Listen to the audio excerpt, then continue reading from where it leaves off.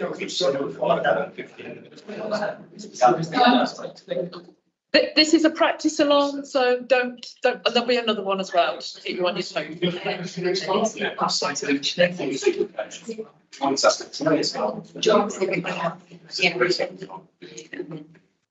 Good morning, everybody, and welcome to this meeting of the Impact of Scrutiny Advisory. First of all, just to make a couple of announcements.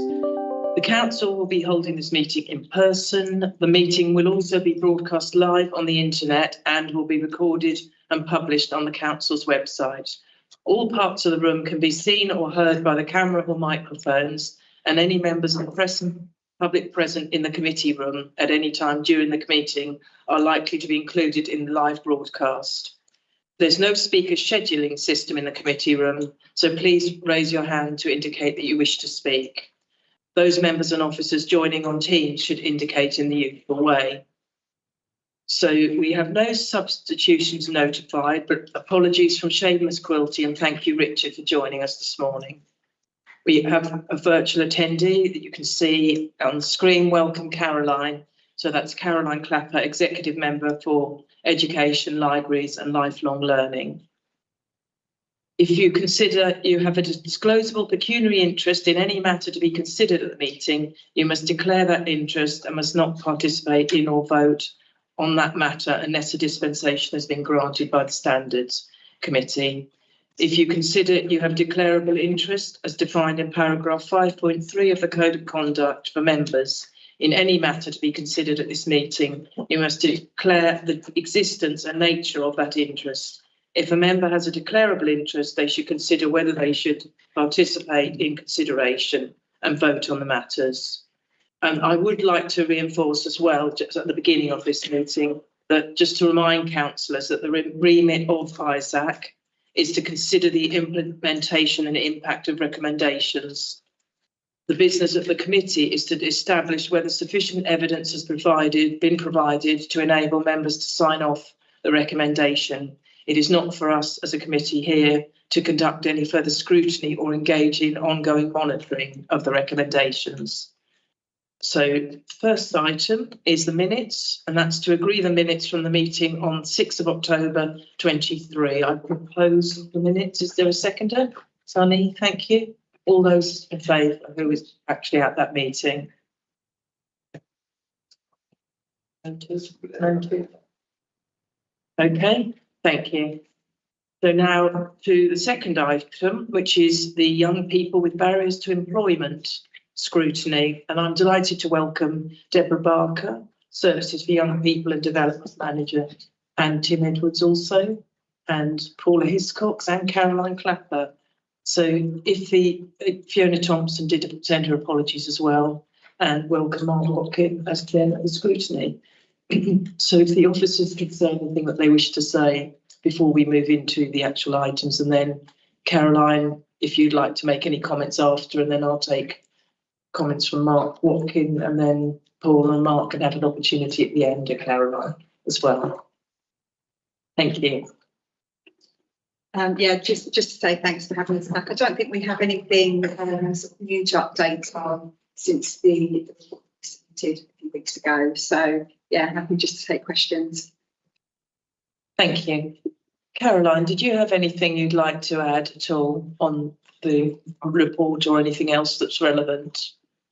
No, I mean, not specifically. Everyone's seen the report, but I just wanted to, kind of bring people's attention to specifically the work that Services for Young People are doing with regards to, attending skills forums, using the Chamber of Commerce, focusing on vulnerable groups, and making best use of the Care Leavers Charter. I just think that's really important to note.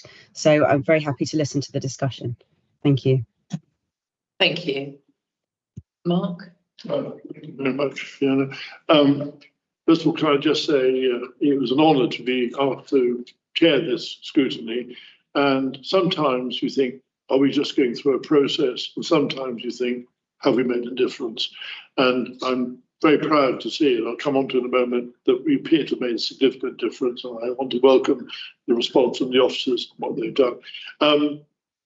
it's fair to say that we know this team is facing significant challenges. It's having its budget significantly reduced, and it's not surprising that funding is a key matter for concern to us as members and how they will develop their services. So in the first recommendation, I've noted that they're doing a great job to look for alternative funding, but I've also noted that everything is sort of 1 year, and I guess it's just an underlying concern about continuity of service provision after the year. I think this is going to be much more of a sort of, like a voluntary sector, basically. They're sort of having to Oh, right, okay. It's like the voluntary sector. They're very much going to be having to look for sources of funding, which makes it hard to go for long-term planning. But I recognise that's not a factor of the authority. That's the world that this group has to operate in.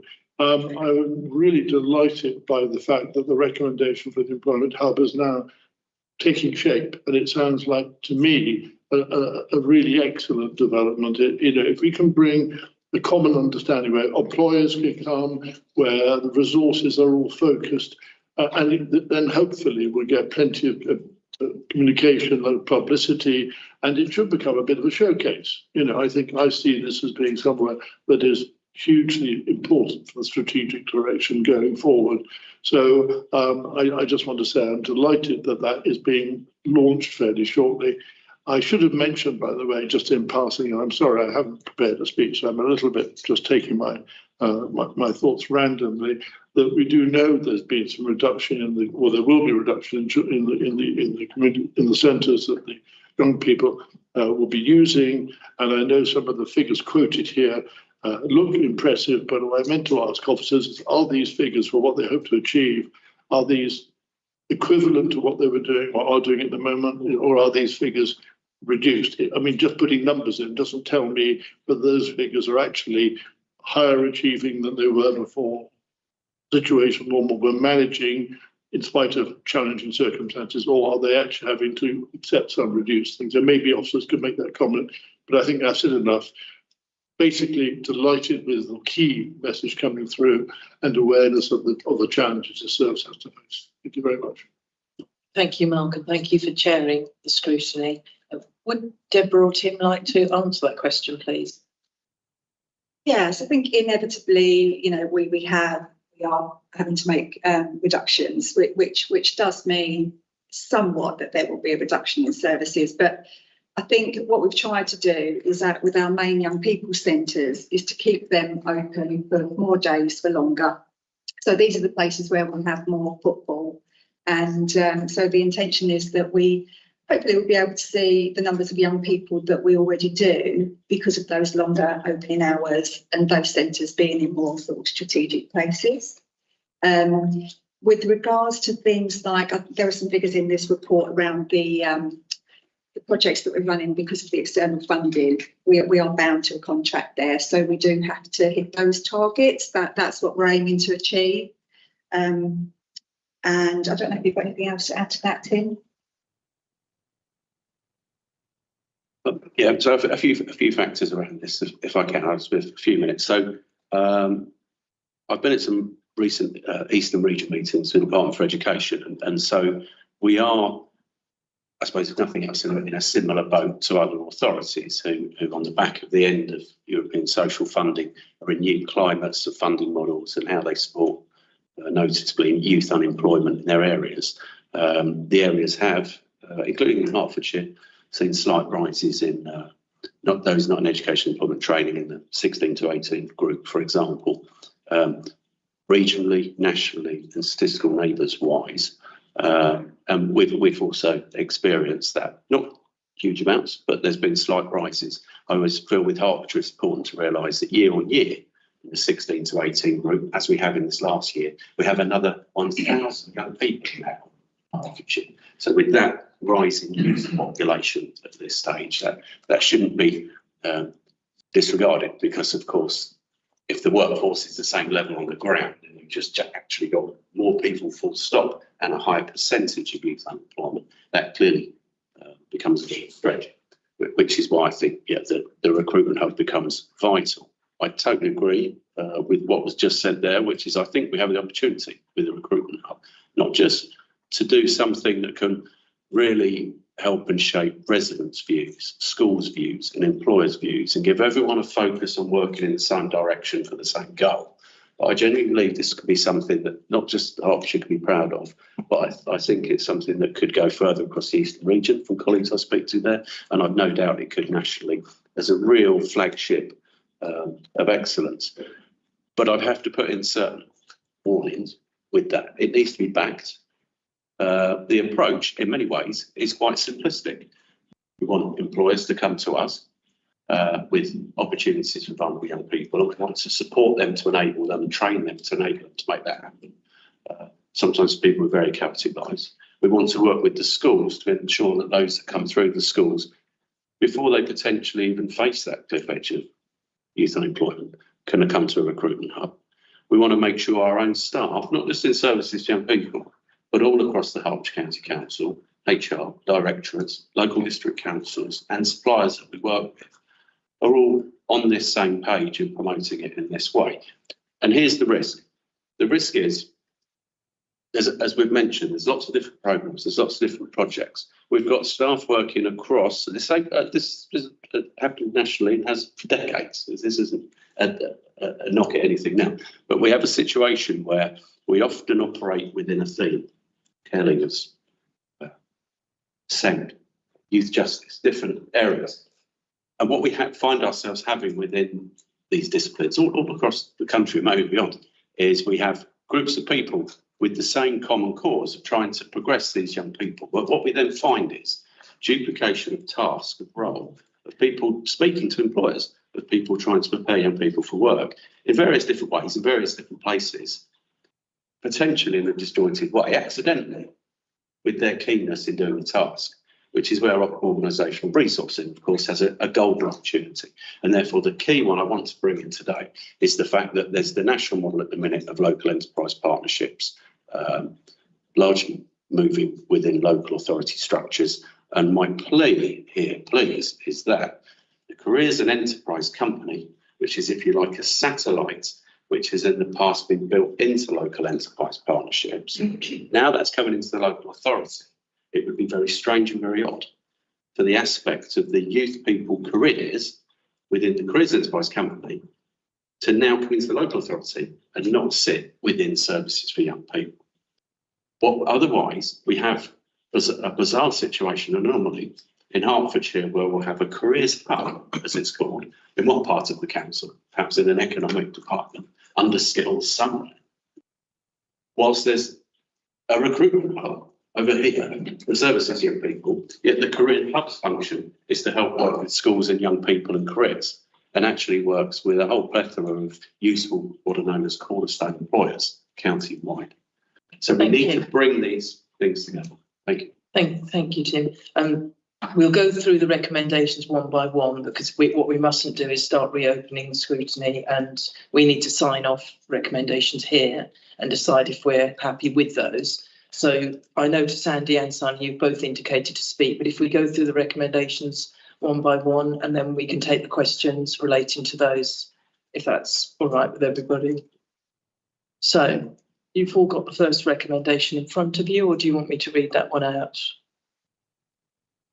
All got it? Okay.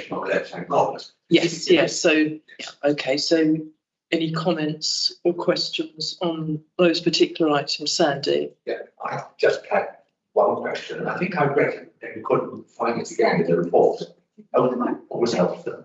Yes, right. Thank you. By the way, Tim, that was really fascinating. I think you've opened up a whole new question. I'm not sure it's for this committee to judge what you were just saying. Yes, it sounds totally, blindingly obvious that the two bits should be conjoined and put under one place. And I would agree it needs to make sense to be in your part of the woods. But just, and also just a quick comment. I think this is one of those things where you read and you think this really has shifted the dial. And I'm always asked, what's the point of scrutiny? What's the point? And if you read something like this and you think, hey, this is where an external look has actually meant that people have looked and said, why don't we do X? Why don't we do Y? And things are clearly happening. So major tick. In terms of the first recommendation, and I may have missed it, I tried to find it. You said this is only going to be happening, the employment pathways in certain locations only. And I think I saw somewhere a list of the districts, but then I couldn't find it again.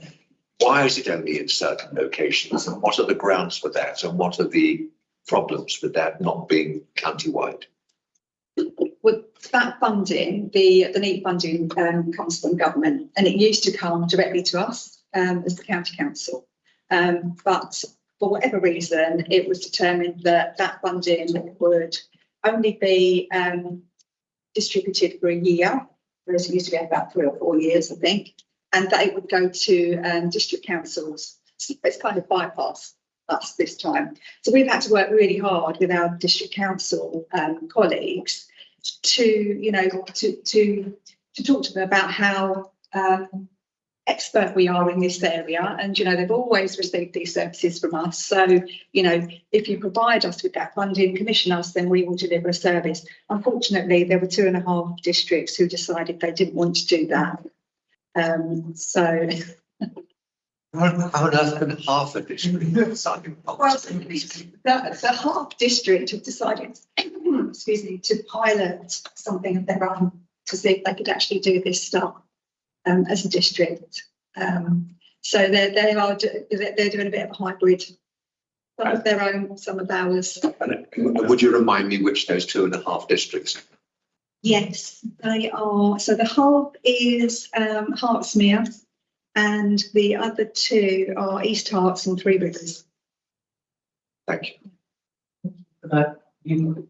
You've read my mind, Sandy. Actually, You've read my mind, because I had a query on that one. I always get very nervous and a bit disappointed when all the districts don't buy in to what we're offering. And I'm glad to see we actually have Councillor Maureen Mackay online as well, who represents one of the districts I know, and honoured with D. Hart from Health Scrutiny, and also David Andrews in the room from chairman, both of them chairman of Scrutiny and Health. So that's great.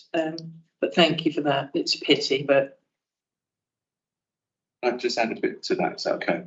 Thank you. Which is the UK Shared Prosperity Fund, which is that funding vehicle. As was said there, the money goes straight to those 10 districts. So instead of what was before, yes, European Social Fund, which came through the Department of Work and Pensions, where the local enterprise partnership raised specification, but it ended up being for 4 years. So that's been that shift. And again, that concerns only 1 year. Now, interestingly, though, I mean, look, individual districts may have a great offer, and I think it's really important to challenge and quiz what is their offer if they're not going to do that through the Hertfordshire County Council model. I think that's really important. A part of me thinks it's perhaps very innovative and enterprise model, and perhaps they can have an excellent offer. Let's see what they do. Maybe they come back to us quite quickly if they realise that actually that's quite a big gap in their provision with the monies that they've got in those particular districts. So I think it's just one. thank you, Tim. Good point. And obviously we need equality of service across the county. That's the important thing here. Sonny.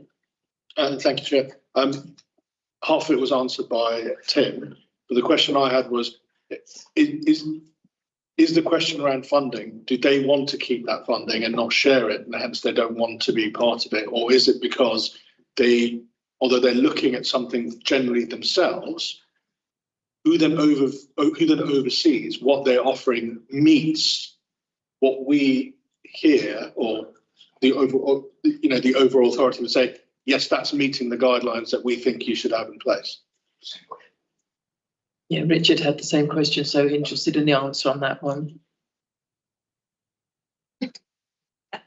I think the answer is we don't really know. We don't know what their offer is, and they will have to report to the funders. That they will report to the funders directly. So we don't have any oversight of what they're doing.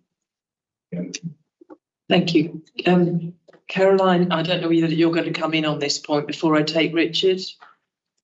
Yeah, I was just going to mention, I mean, I can only, I don't know exactly what East Herts and Three Rivers have done with their funding, but speaking from a Hertsmere perspective, where they used half the money, the remaining half they put into their own projects. I think one of them was a disability employment fair. So they have been using that money to try and, you know, progress the cause and do what they feel they can from their perspective, which I'm sure they'd be happy to share with you. And yes, they have had to go back to you know, obviously report on exactly what they've done and what the outcomes are. So I just wanted to kind of clarify what Hertsmere were doing is the anomaly of a half in this scenario. Thank you. Thank you. That's really helpful. Richard. Thank you very much. Is that working? Yeah. I rather feared that the answer would be the answer that you gave, I'm afraid. It seems another case where we are statutorily charged with a task which we cannot, it's impossible for us to do it in isolation. We have to work with partners, but the word partnership means that they have got to be willing. You can't coerce them. So I understand the scenario, but the fact that we have not got an absolute right or a mechanism, a robust mechanism to understand what the offer is. I hear entirely what Tim says. You know, we believe we've got an excellent offer and we're improving it as we go and continually, but that doesn't mean to say it's the only solution. And I hear what you say, Tim, it could be an excellent offer, but since we don't know, we've got no capacity there. Since it's coming from the funding is coming from a central source, is there no mechanism when people report back? I'm assuming that they don't just hand out the money and you go off and do what you want without some form of reporting system. Is there no mechanism embedded in that to share the learning and share the outcomes so that people can look at what others are doing and, if necessary, complement it, mirror it, adopt it, adapt it, improve it, do the Rotary thing on it or the round table thing? It seems very, very disturbing on the face of it. I hope that I'm lifting stones and not finding what I think I'm finding. Unfortunately, I don't think there is a mechanism to share learning through this funding. And personally, my personal opinion is that the funding was rushed out because it was, you know, that the 4-year funding that Tim alluded to earlier was coming to an end. And, you know, obviously, with, you know, the whole economic situation in the country, to me, this year's worth of funding is just a stopgap until something else is created. Oh, yeah. Thank you. I think we've heard all this and we've got the exec member for education in the room and the deputy exec for children's services. So I think you've both heard this and can work together to try and ensure with the officers that we don't just end up in a situation where everything suddenly comes to an end. Thank you, Fiona. I think Caroline, Fiona, Mark and I will work. Yes, thank you. So, I just lost. Sorry, I've got one other question on this opening section, and that is you've got an interesting list of the employers who are on board with the recruitment hub. Is that just a kind of sample, or is that the whole lot? Because you look and you think, where's X, where's Y? Why aren't we seeing that company? And how do you go out and recruit employers for the recruitment hub? I mean, how does that work? Is that done via what used to be the LEP and is now coming into our ambit? Okay, so I'll try and make it quick as best I can. So first of all, there has, of course, been for many years work going on with services young people with employers, as there has with the Local Enterprise Partnership, particularly with the services young people. We have a commercial offer of over 7,000 work experience placements with schools, for example, which means we're already working with literally thousands of employers on the ground.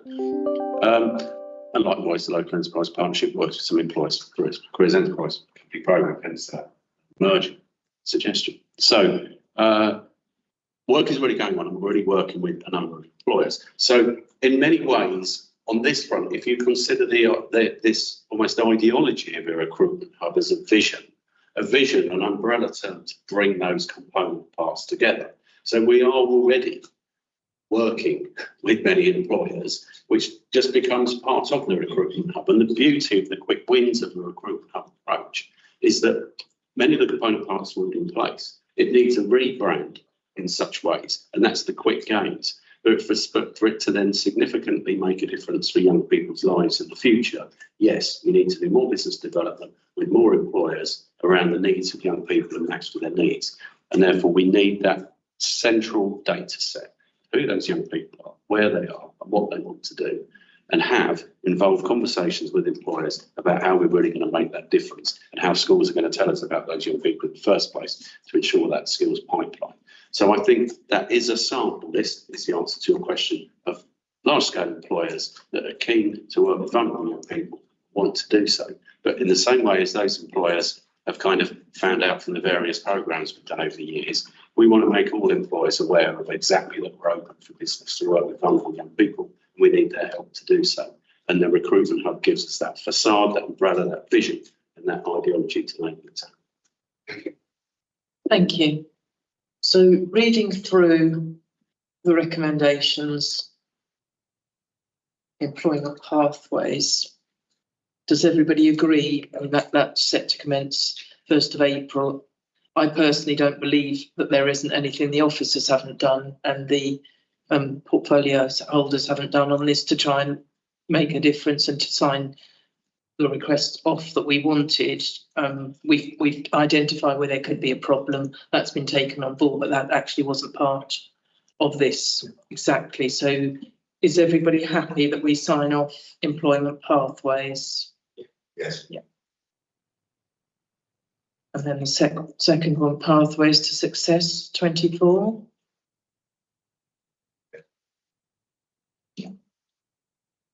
And we've got the funding opportunities.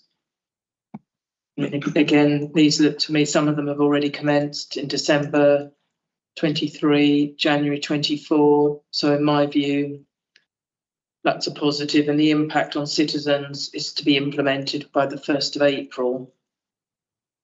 So in my mind, all those recommendations have been, yeah, okay. So they're all agreed on that one. So then if we move to recommendation 2.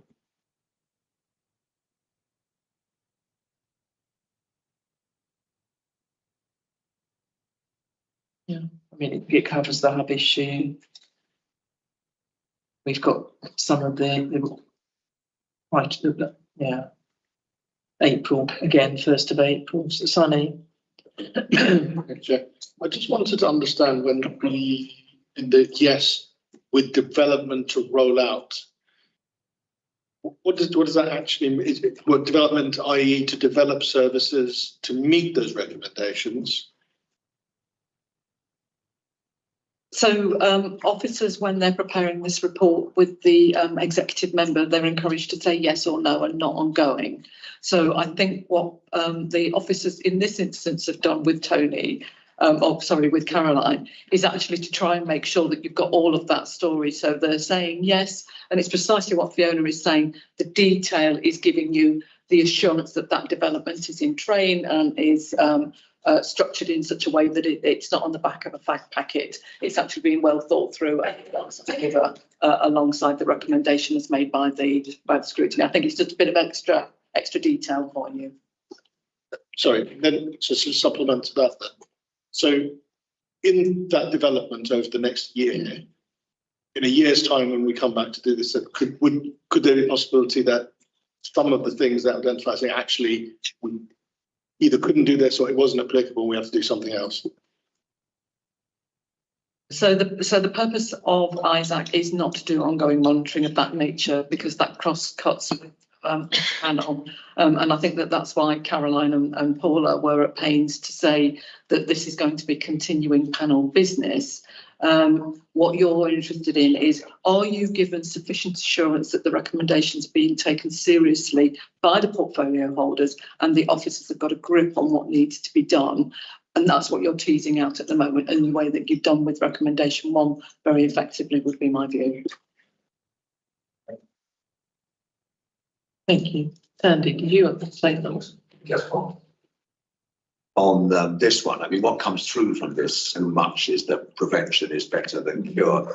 And I'm fascinated, I'm going to call it Ronnie. I mean, it's Ronnie anyway, but the risk of neat indicator seems to me to be a very, very powerful tool. Clearly, it's in the process of development. And I think that Natalie has just answered the question I was going to ask, which is presumably the Cabinet panel will be able to look and see how this is progressing and how it's working and how it may need to be tickled in some way. But I just looked at that and thought, yes, reading it, that this seems to be enormously helpful to flag up before people actually become neat. This is someone with all the classic symptoms and indications and family and the rest of it, where they're at risk, and what can we do while they're still in full-time education to make sure that they don't end up going down the neat pathway. And I'm very aware from my own experience how many totally unobvious people become neat. You know, it's not necessarily, you know, the people that you think it is, but there are people that just end up paralyzed, and parents in despair, and their children just paralyzed and sitting in their bedrooms. And I'm very aware of it and what we can do to just somehow prevent that. Absolutely agree, Sandy, and they could be quite happily going along their educational path and be in the first year of sixth form and end up dropping out, and then they feel it's all hopeless. But there's always hope, isn't there? And everybody deserves second chances. So, am I thinking that everybody's happy with recommendation 2? Recommendation 3. Certainly, I don't have any issues at all with it. It commenced in January 24. And so if we could just have agreement or any comments on that one. No? Okay, that's lovely. Thank you. All the recommendations are agreed. Caroline and Paula, thank you so much for taking on board. And I know, Paula, if you'd like to say anything else, and then Caroline and then Mark. Thank you, Chair. Certainly it was interesting to hear from you, Tim, about the local enterprise bill and dovetailing that into services for young people. This is an opportunity to, we're talking about a ship, and I think Sonny talked about it the other day from a different perspective, turning around this ship, which was going this way, and turning it around to go in another way. So in that turn, things will perhaps slow down because we've got to find new ways of working. But hopefully when we get onto that new course, we will be in a much better position and be able to go forward in a better route for our young people.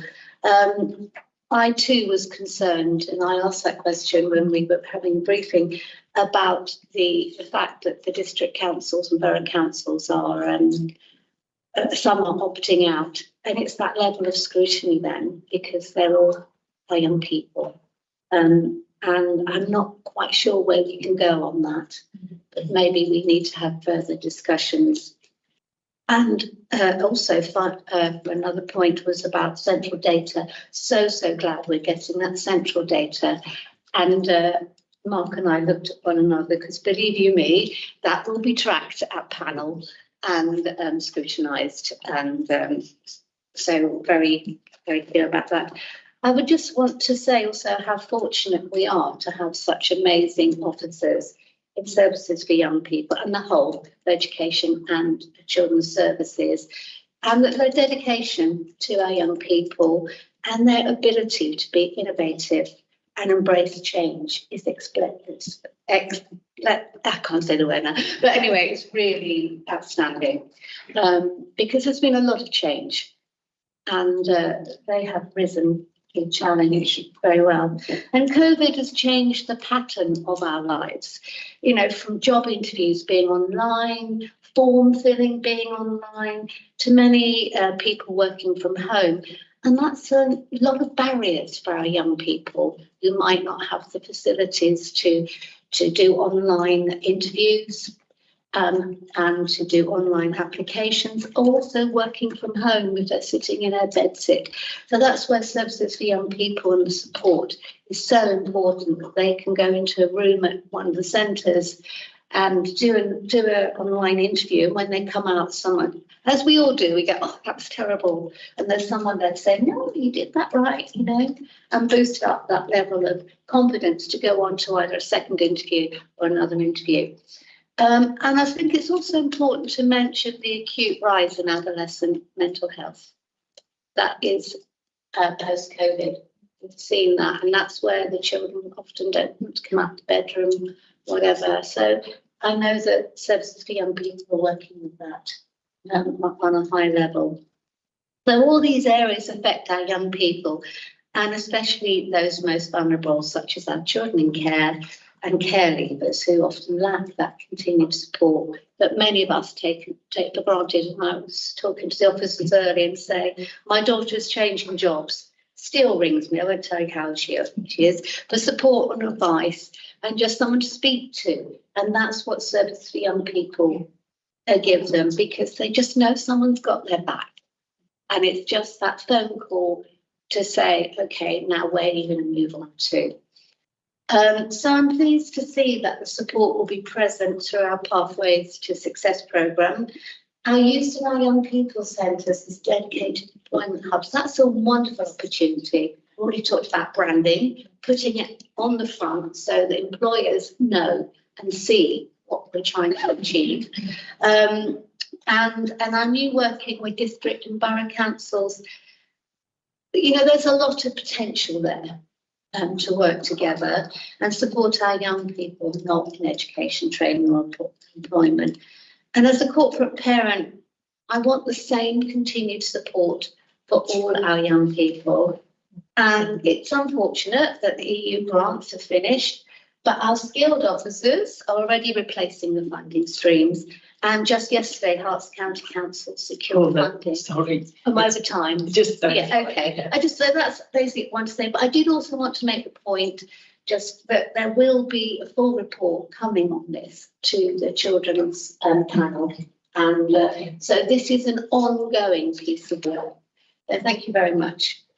Thank you. Apologies, it's just that we've got quite a few people waiting for the next two scrutinies as well. Caroline, if you wanted to add anything quickly. Yeah, no problem. I'll be brief. Just to say, you know, I've really listened with interest to all of your comments that have been said today, and obviously the recommendations. I just wanted to say a big thank you to everyone who participated and to Mark Watkin for chairing it. It's really great because you're right, it shouldn't just be going through the motions. It should be actually looking at outcomes. I'll be working with Fiona and with Paula to make sure that, you know, we focus on these recommendations. I agree it needs to be joined up. I agree there shouldn't be too much duplication, and then that way hopefully we can achieve absolutely the best outcomes, which is what we want.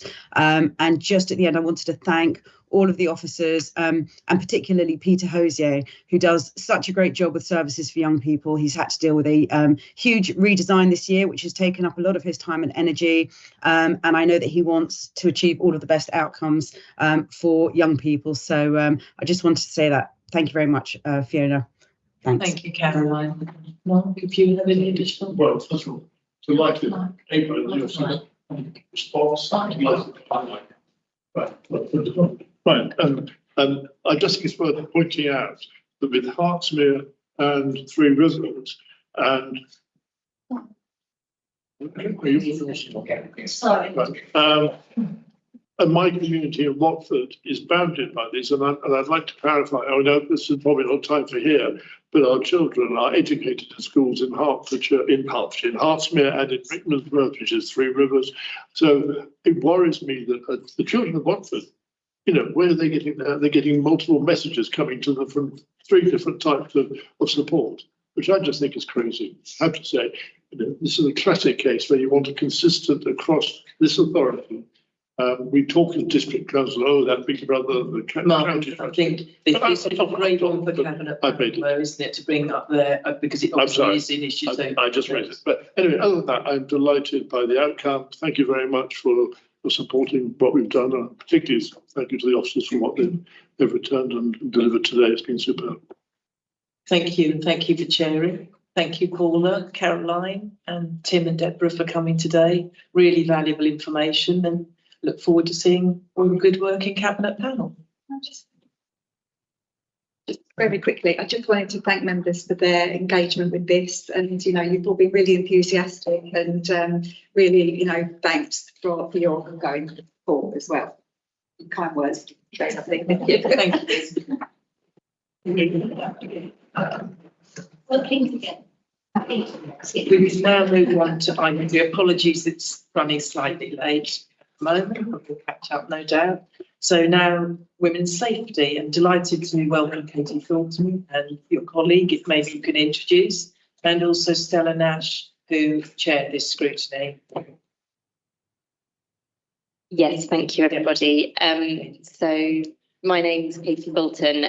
I work in the strategic partnerships team in adult care services. But our role as a team, whilst we are based in adult care services, our role works across directorates across the county council, and our purpose of the team is to coordinate the multi-agency governance structure that exists around domestic abuse and violence against women and girls in Hertfordshire, which is brilliantly attended by numerous agencies, including, health, constabulary, police, you name it, they're probably there.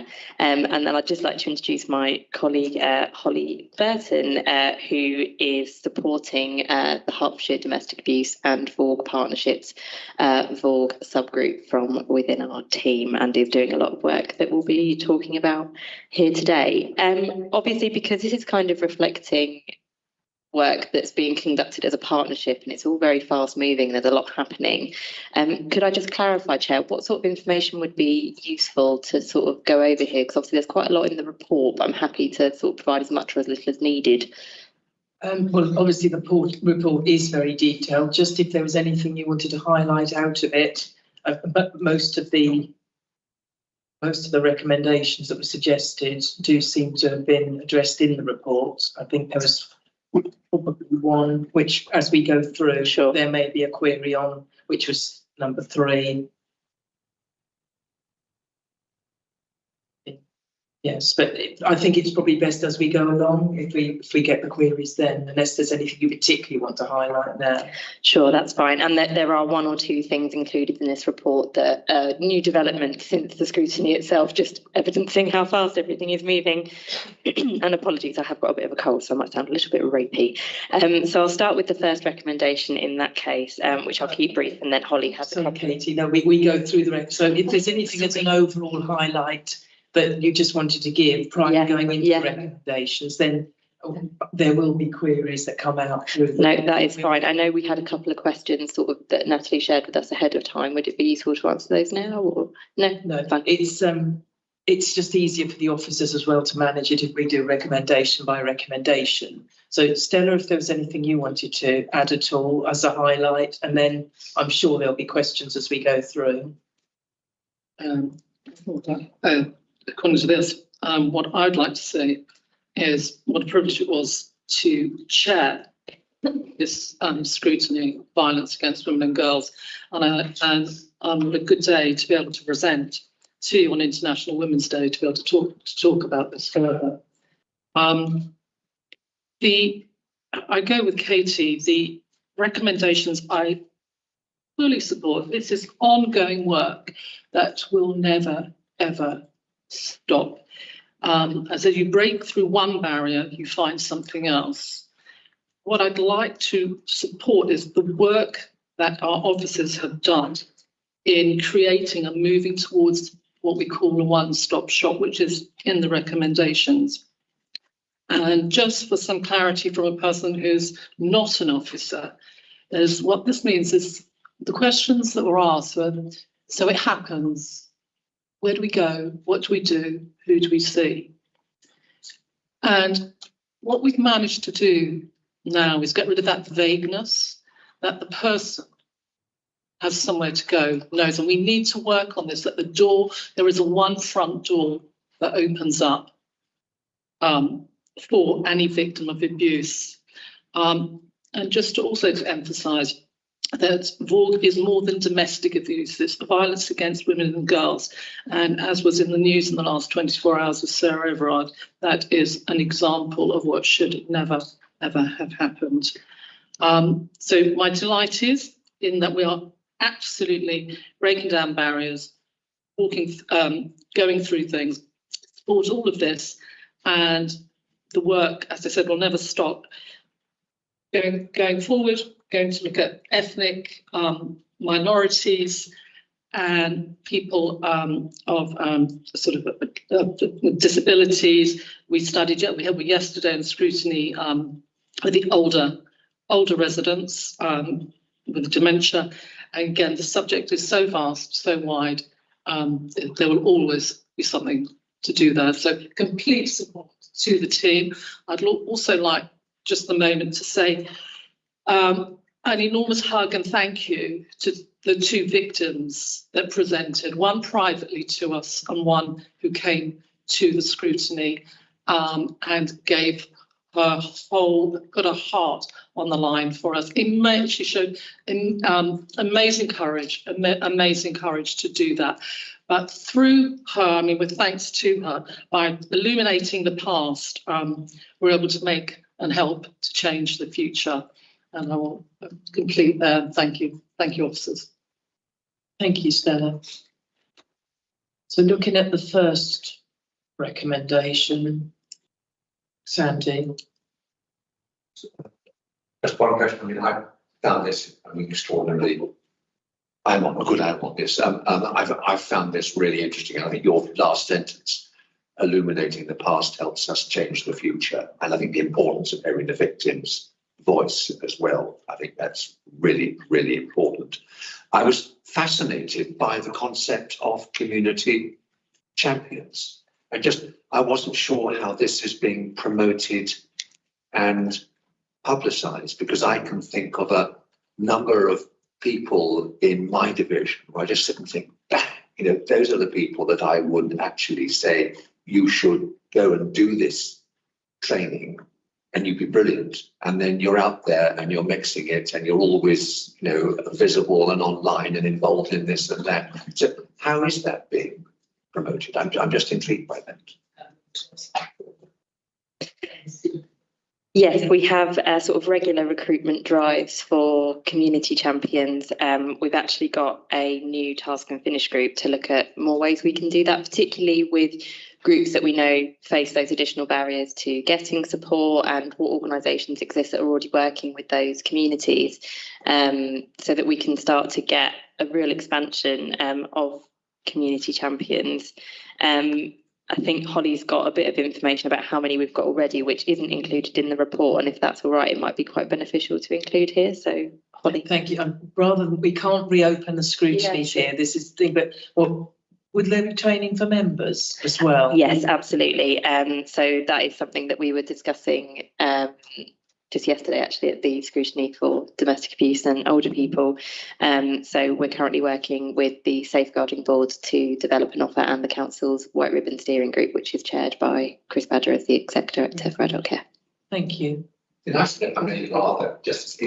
one number. 500 so far. Thank you. Okay, so to me, it looks as if the recommendations have been complied with. On recommendation 1. Does everybody agree on that? Okay. On to recommendation 2, then, which also to me looks as if all the things that were asked. Sorry. And recommendation 2, that looks as well as if everything that we asked for at the scrutiny has been achieved. Unless there's any other comments on that.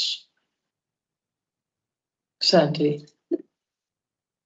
One quick question on this, and it appears twice, grants for grassroots organisations, and there's one that sort of screams out listing men and boys. This is about violence against women and girls. Is it that you're speaking to them because they are to get the ally concept across, or has this spread into violence? Why is that particular group listed? Yeah, so it's twofold kind of. So there's definitely the importance of male allyship in violence against women and girls is of course incredible. It's what the White Ribbon approach recognises, the importance of male allyship, and that's something that the county council and other partners that have sort of signed up to that initiative are really recognising. It's mentioned here more because whilst we talk about violence against women and girls, that's the sort of language used in the sector because these are forms of abuse that disproportionately affect women and girls. But we know there are groups that face additional barriers to support for the forms of abuse under that umbrella, and men and boys are one of them because, I mean, partly the language doesn't help. It's used by the United Nations. That's why we tend to veer towards that. But the amount of shame and stigma around being a male victim of abuse is really high, and we are still seeing men underrepresented in our services. So we know that there is more work to be done to make sure that they're getting support that they need. So we're hoping that by getting grants to organisations that work closely with men and boys, likely in another capacity, we can then work with them to sort of upskill around, how to identify abuse, particularly in that cohort, because the way they present might be slightly different and the way they disclose might be different too. We're hoping that that's going to help us to sort of find out what really works with this group, and so we can expand it into our other services too. Are the budgets realistic as well in order to meet all the criteria for everything that you want to do? In terms of the grassroots grants specifically, or more generally? Generally, really. Yeah, so obviously budgets are always a challenge, particularly at the moment. All of the partners involved in this area of work, we all receive funding for different elements of supporting victims or supporting perpetrators. So the County Council, for example, we have a statutory duty to provide support in safe accommodation, and we receive funding through the Department of Levelling Up to do that. The Office of the Police and Crime Commissioner, they receive a small amount of funding from the Ministry of Justice for advocacy.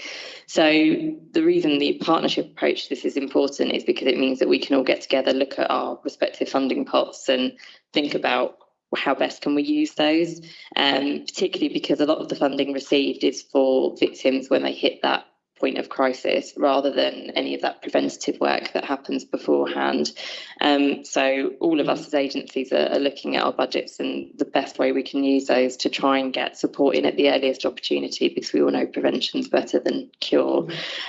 So we are always seeking funding opportunities externally as well, which is what we're currently looking at for the one-stop shop development and for the joint advocacy provision. So even without securing additional funding, we'll be able to do something just by making best use of what we've already got and bringing that together into the one-stop shop and one front door offer, because a lot of that offer is going to be about using existing services and resources, particularly in the voluntary and community sector.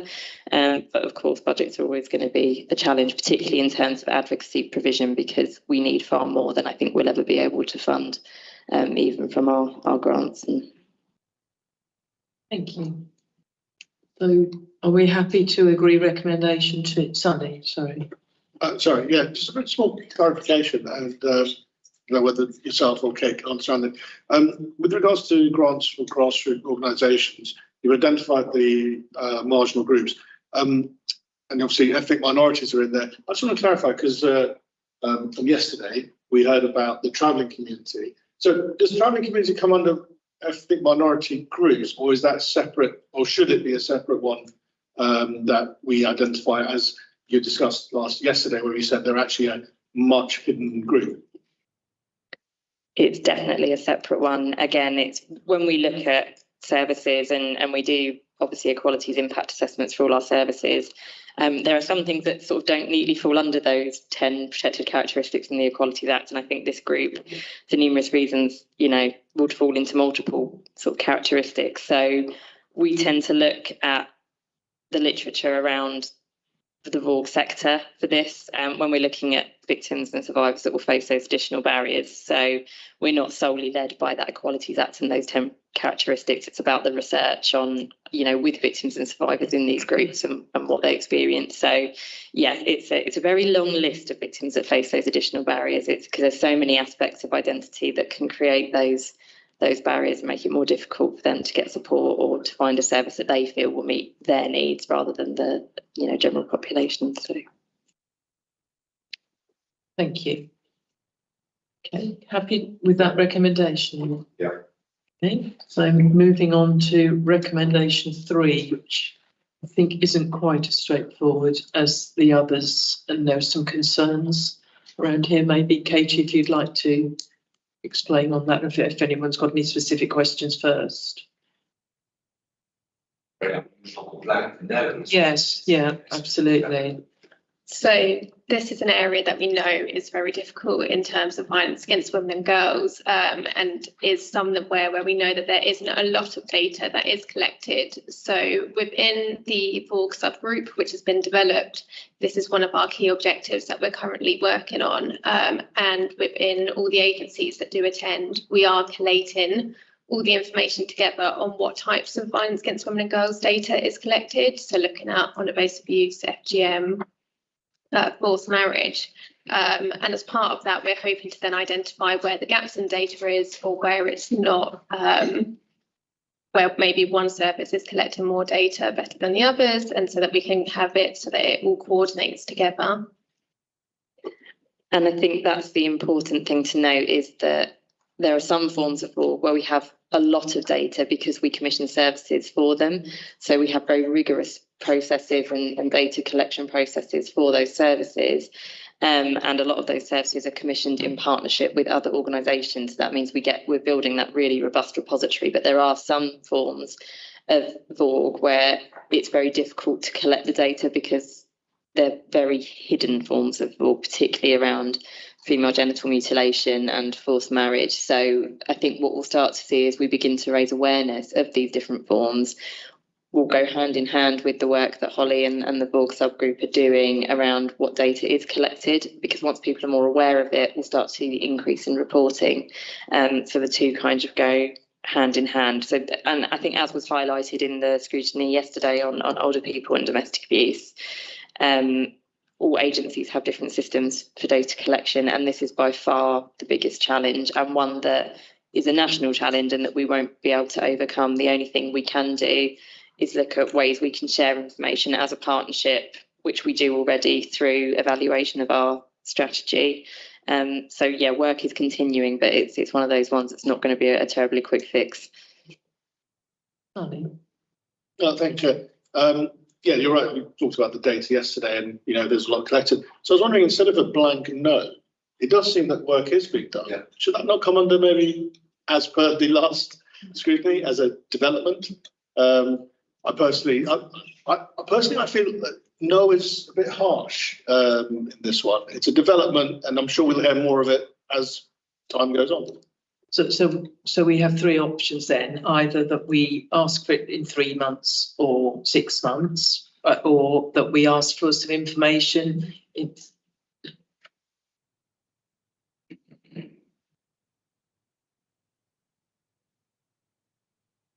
Okay. Yeah. So basically, we can sign it off on your comments, or it returns here for more information if we feel it's necessary. So,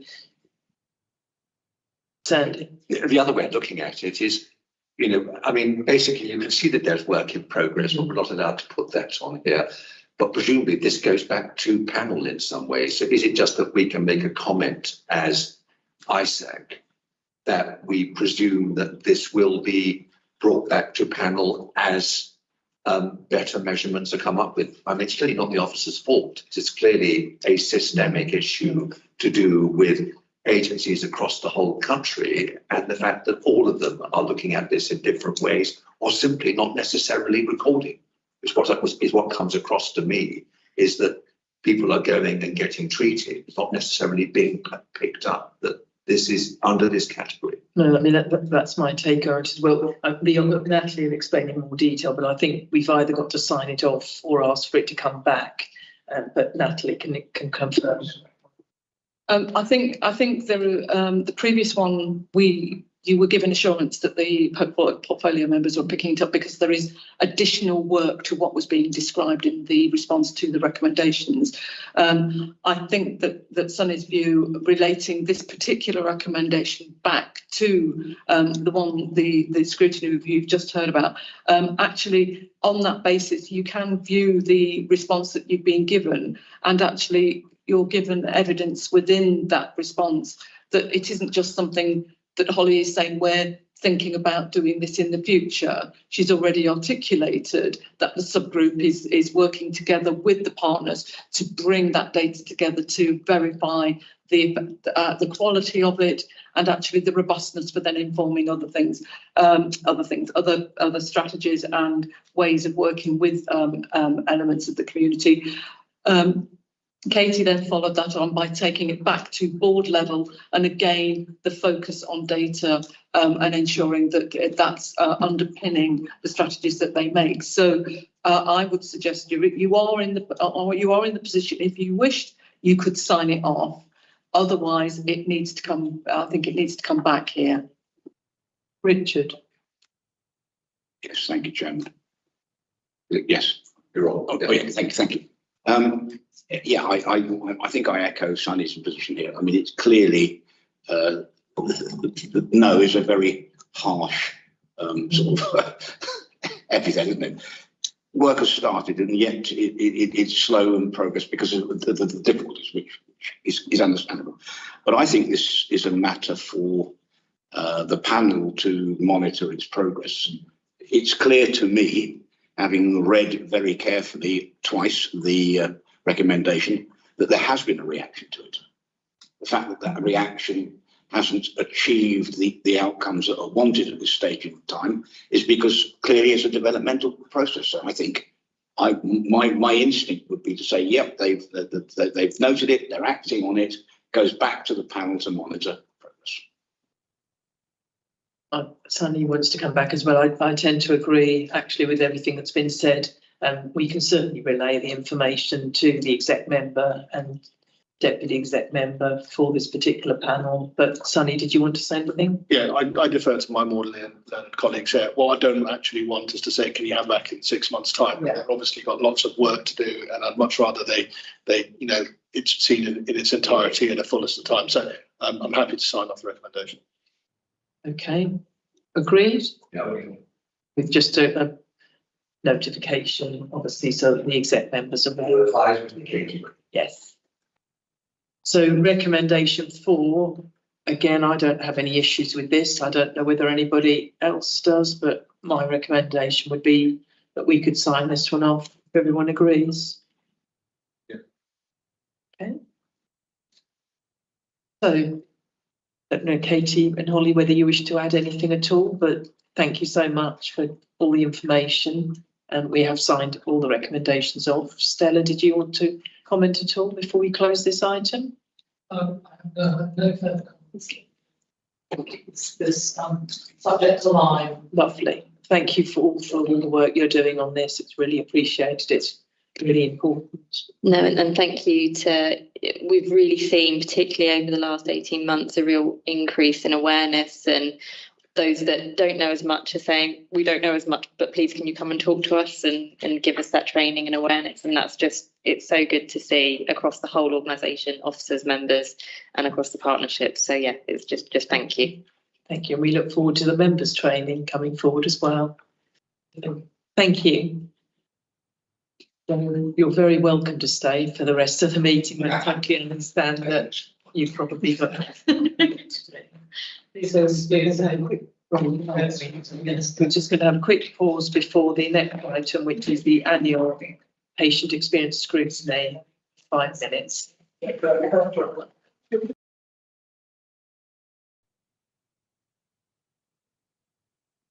Thank you. Thank you all for attending. We really appreciate, we know how busy you are. And obviously after you've actually carried out your recommendations, then you're welcome to stay if you want to, or totally understand if you need to leave as well. So just to remind members as well that we mustn't reopen the scrutiny that's already taken place. We are acting on the recommendations here and signing them off, hopefully. But the first item on this particular item on the agenda is the West Herts Teaching Hospital, and there was one recommendation here. So if whoever would like to give an overview, if there's any highlights, or if you're happy with the recommendations that have come through.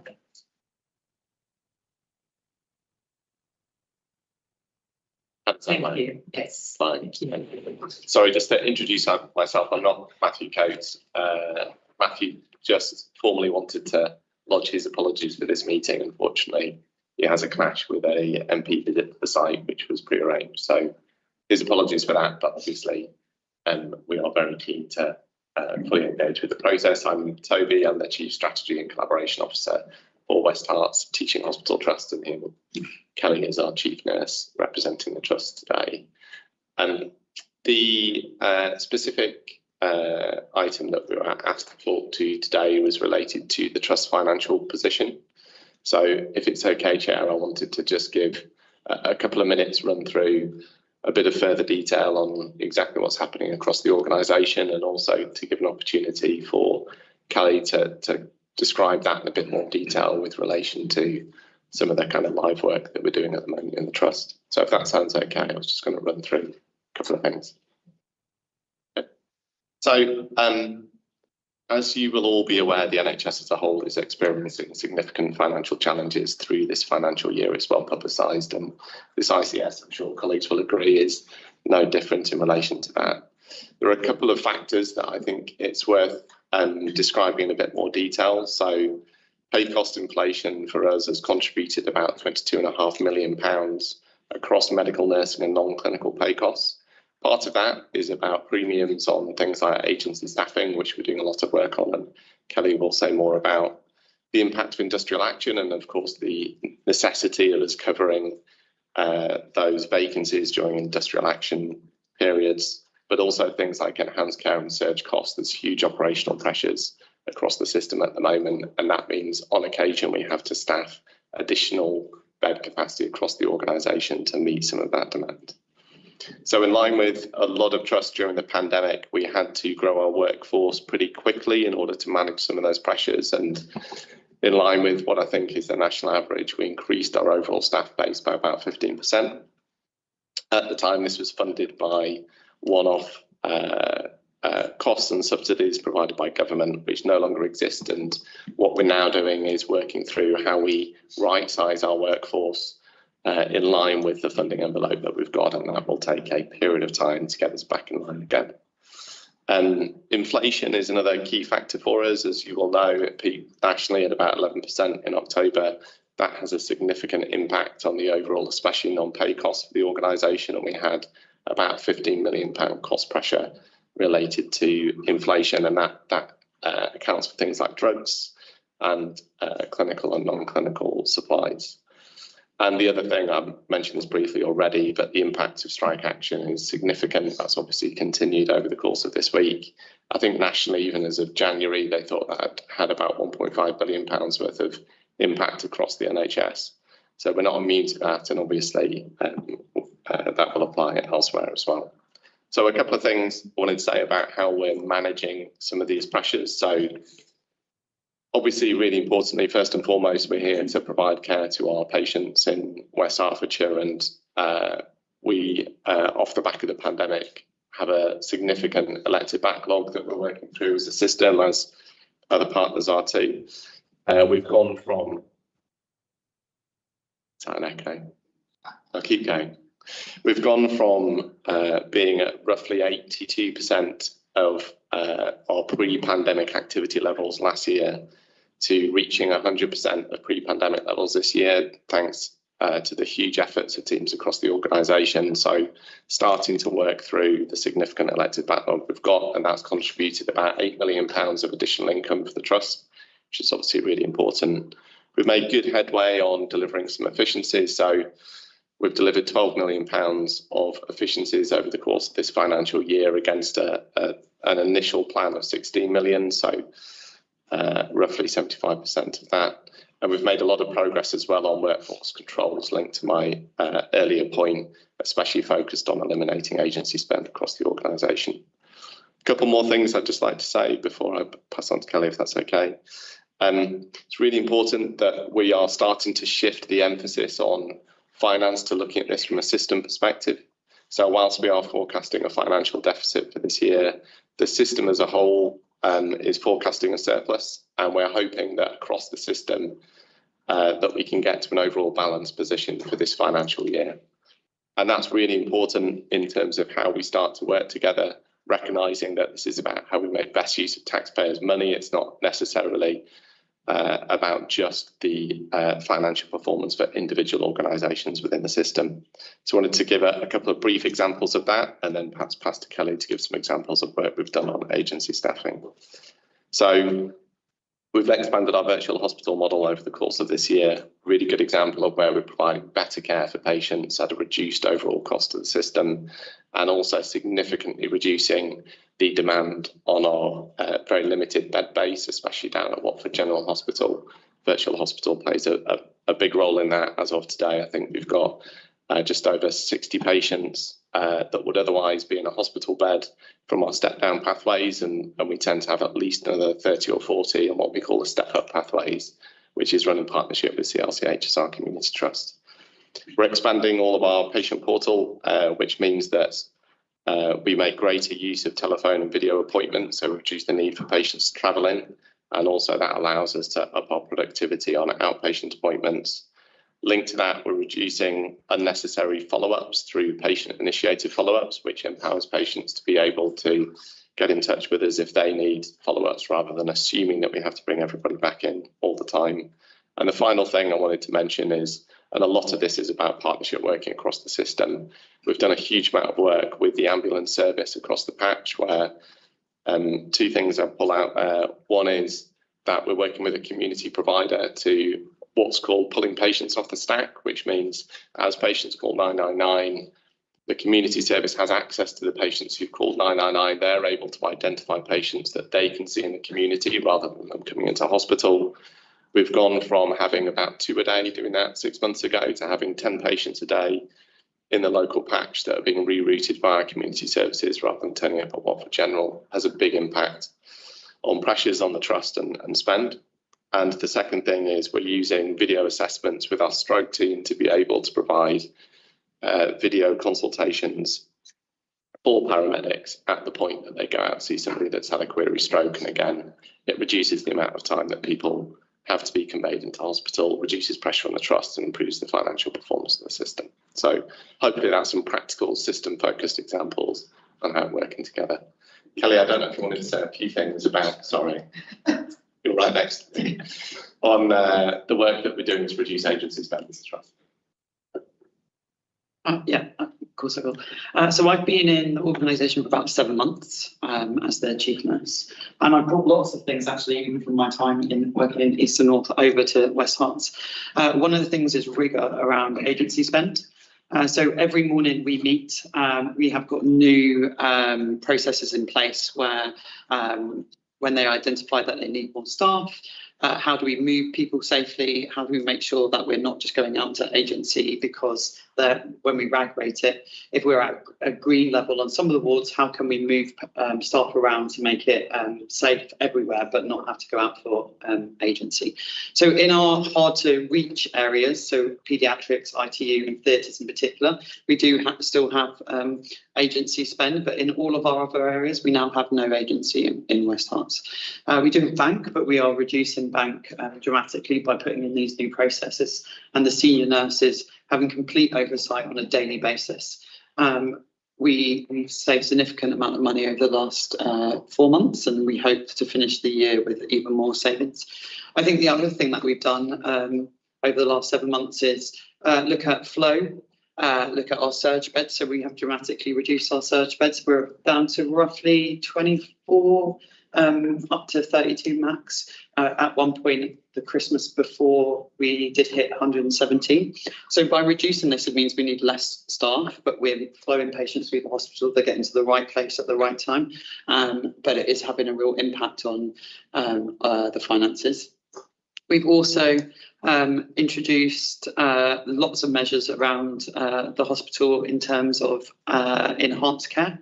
So we obviously have seen a rise in our mental health patients that are coming into hospitals. We're working very closely with our colleagues externally on how we can support patients to get again to the right place at the right time and out of our hospital if that's what they need. And then look at how do we provide one-to-one support from them, but with our partners supporting. So we've been able to reduce that need for our mental health patients.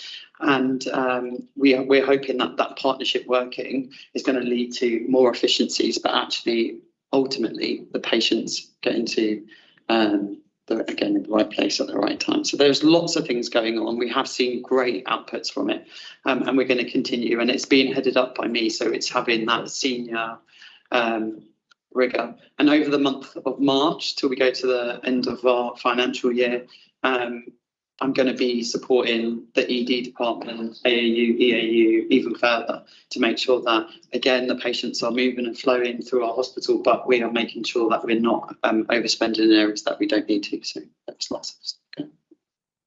Thank you. Thank you both for that information. Before I open it up to members, I wonder if the chairman of Health Scrutiny, Dee Hart, who's online, has any comments or points she'd like to make?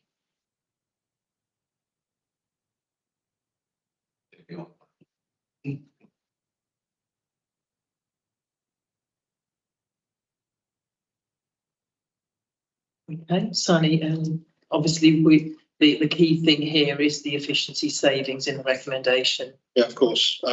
Thank you. Just before I start, just so you know, I am a clinician. Although I don't work for your ICB, I have worked at Watford and Stevenage, and I'm well aware of particularly the Watford site and the issues there. I used to be in the Max department in a little hut around the corner. One of the questions I've always asked people that come from hospitals is like, because I know so much, I have to be very careful because this isn't that. It's always interesting to see the financial aspect. And I always say this, the NHS cannot be looked at, or hospitals cannot be looked at like businesses, because I don't know a single hospital that has ever made a profit as such. Breaking even is about as best as you can do.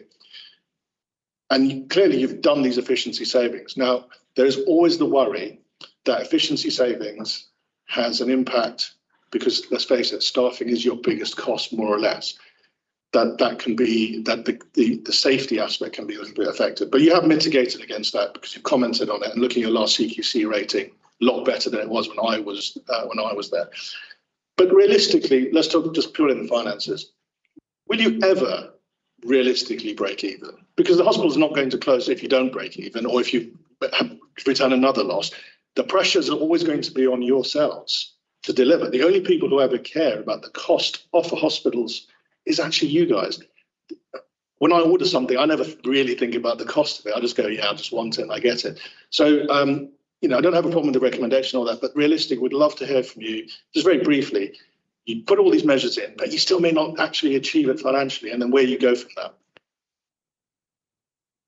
So I might start and pass to Kelly, if that's okay. So really good question. I mean, I would say slightly in our defence, we have broken even for the last 3 years. So this is the first year in the last 4 years that we haven't delivered, as you say, a marginal surplus. I think I'd always be slightly wary of hospitals that deliver massive surpluses. There are some really quite significant financial pressures, though, in the system at the moment. And this is essentially, it's the two sides of the balance book, isn't it? It's what's the income that we're able to generate as an organisation versus our expenditure, and inflationary pressures and the things I've described really put huge amounts of pressure on the trust to manage within that financial envelope. One thing I do think is really important going forward, though, is how we engage clinical teams in the work across the organisation, because for me, this isn't about just checkbooks. This is about value. It's about how we're using taxpayers' money to get the best possible value for the patients that we serve. And I think engaging clinicians in that discussion and is going to be really pivotal if we're going to get the trust onto a sustainable financial footing, irrespective of what the kind of income and kind of tariff arrangements are going forward. I don't know, Kelly, anything separate about that. Yeah, just quickly, sorry. While as a board member, I need to have my financial hat on. One of the things as a chief nurse is I'm still true to my roots as a nurse. We have seen over the last 7 months our leavers has dramatically reduced. People are not leaving our organisation, which is great. We have not seen an increase of harms. We've actually seen it decrease. We're actually, some of the money that we're investing into next year is in staffing, in nursing numbers, in ward numbers. So I can assure you that clinically, we definitely have a clinical voice, and and that we're not going to impact on care, safety and quality over the finances. And that's why me and Mike, he's not here, but Mike, my Chief Medical Officer in particular, are always consulted before any decisions are made to make sure that that's not affected. Thank you, Sandy.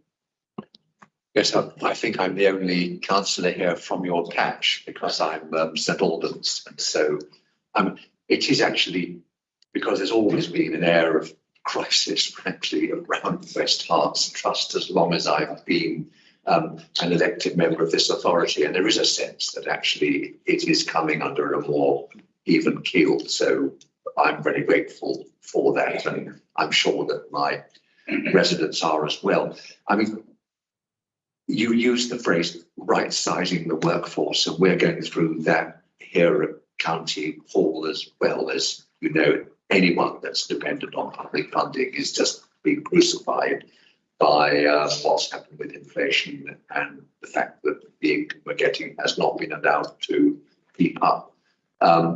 So it's always a nervous, we always get told here it's going to be backroom staff, it's not going to affect the front end, but you do always worry about that. £16 million in the recommendation, and then it's 18.2 million in the response that you've given. So clearly, again, widened in some way. You mentioned that you've achieved 12 million of 16 million, but the last 4 million is always the hideous one, isn't it? Because you get the low-hanging fruit, and it's a real struggle. And then the other question I had, and it may be totally irrelevant, but a big publicity in this last week about £60 million needed just for basic maintenance of West Hertfordshire Trust buildings. And I wondered, was that all known about when you were doing this, or is that actually a further curve that actually unsettles the day-to-day financing of what the trust needs to do? So just to walk through some of the questions, and I'm happy to provide further detail. So the £16 million ambition for this financial year was, sorry. So let's try again. So the £16 million ambition for this financial year was a target that we set ourselves about the level of efficiency that we thought we needed to make in order to get to a sustainable financial position. And we are on track to deliver £12 million of that. So there will be a shortfall. That is separate from the forecast deficit for the organisation, though, where we're currently looking at a financial deficit of £18 million as an outturn. So the efficiency programme contributes to that year-end position, but it is one component, as you can imagine, a whole raft of moving parts that then contribute to the overall balance between income and expenditure for the organisation by the end of the financial year. So just to kind of explain how those numbers fit together. On your point about maintenance costs, so it's not a further curveball. We know what the estate is like at West Herts and especially at Watford General. It's kind of well documented. We spend a huge amount of money every year on maintaining the estate that we've got, making sure that the absolute imperative is keeping things safe for our staff and for our patients. And that carries a significant financial burden for the organisation. As you all know, we have major ambitions around redevelopment of our sites. It's great that there's some really good progress on the work at St Albans. That's all very live at the moment with a huge amount of construction work. And at Watford, we're really pleased to have positive progress on our redevelopment plans for Watford and hoping that we can get into clearing the site ahead of construction starting in 2026. So all of that, I think, creates hopefully a really bright future for the organisation, but it's challenging as we navigate our way through that transition, I think it's fair to say. Richard. Yeah, I'm glad Sandy referred to the fabric of the structure, because it was significantly missing from that list of cost pressures, and I'm thinking to myself, I've been there, I know that place. Clearly, part of the patient experience, an important part of the patient experience, is the buildings in which you deliver your services. So I think it was absolutely right to mention that, and I'm delighted. Hopefully, as time moves on, you'll resolve that problem and have a brand spanking new building, and it will be wonderful till it starts breaking again. Thank you. So, members, are you happy to sign off based on the information in here and the further information? Okay. Thank you. Thank you all for coming.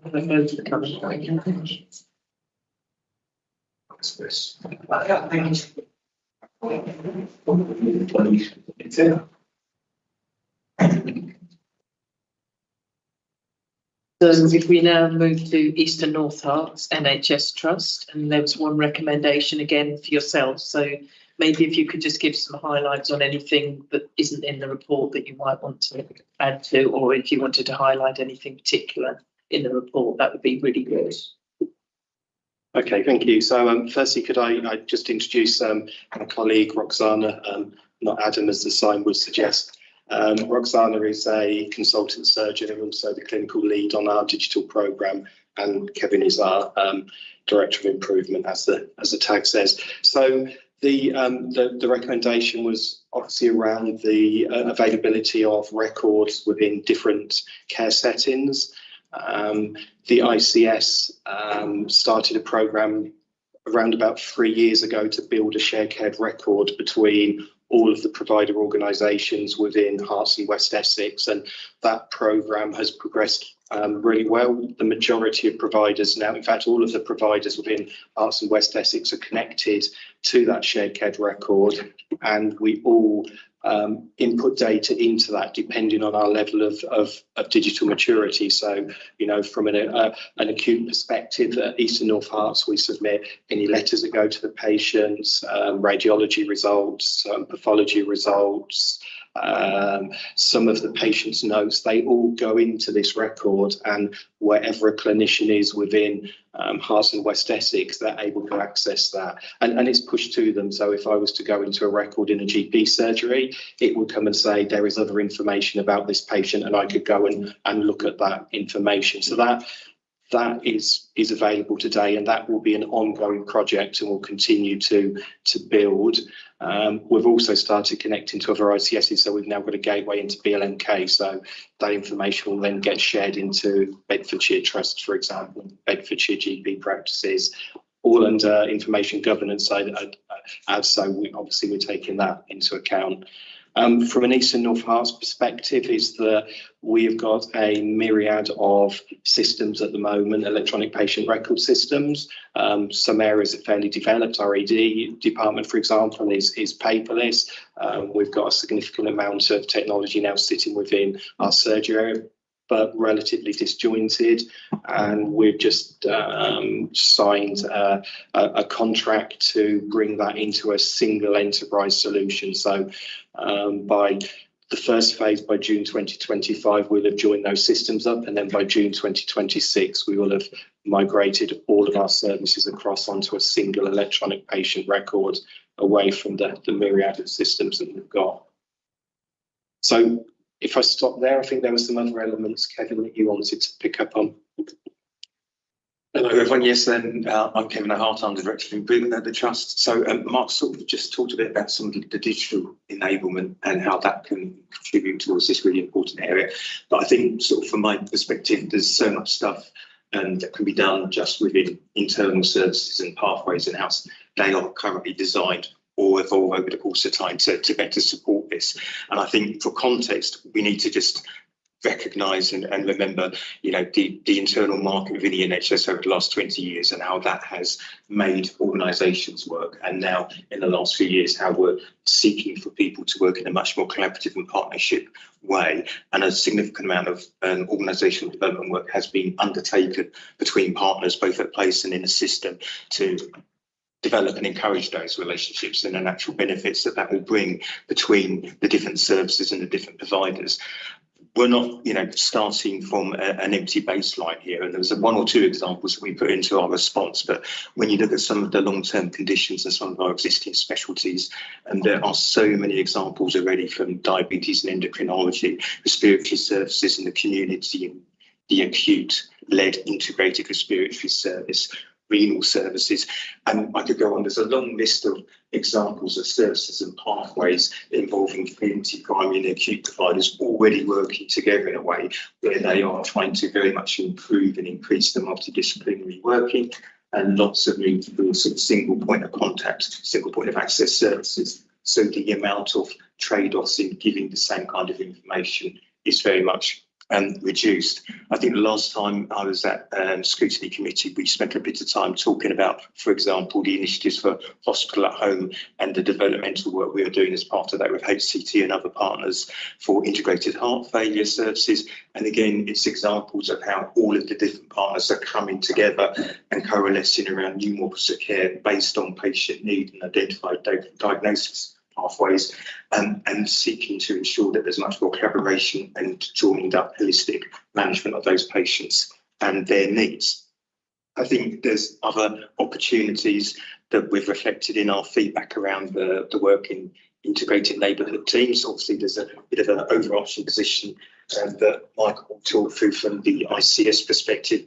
This is part of a national policy. It's embedded within our local ICS primary care strategy, and there is a lot of work ongoing developing initially 2 PCNs, but we are bringing on additional PCNs working with us around this model, which is very much about building on the infrastructure already at neighbourhood in place and making sure that there is a much more coordinated hub that brings in all of the different providers and all of the different services, voluntary services, acute, primary, community, based on the needs of those patients. This work entails both sort of a generic footprint for how those INTs should look, so that there's equity around access, regardless of which part of the community that you live and reside, but actually what we do within each INT is very much based on the population health information and what are the local needs of those patients.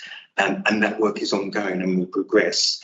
And the learning from the initial pilot sites for those INTs will then help ensure that as the other PCNs come on board with their INT teams, they can learn from that and start further down the line. And very much the aim is still that all of those INTs are up and running by sort of October 24. And I think another example then would be the work that we're doing around the community paediatrics. And I know that there's some commentary within the ICS and sort of feedback there, you know, exponential demand and the way that we have been sort of working as partners and providers to look at new ways and new models of care. And with that example, working with HCT, our community trust, about a new kind of triage, a referral sort of hub, which again is about bringing all of the different people involved in the pathways and services together and looking to have one source of the truth for those patients and really sort of reducing again the amount of handoffs for the kind of patient information that you described there. And then obviously you've got the final examples that I won't go into, but there's reference to the My Healthcare Passport. We'd reflect that still early stages. We had a really powerful patient story last year that kind of was used as part of the launch for that, and some sort of stories will come through that will reflect that that has worked really well for patients and carers and families. But we also appreciate that there'll be other examples where that hasn't worked as well yet. And there's a big sort of training and awareness program that will sort of go on throughout the rest of the year to really embed that within the organisation.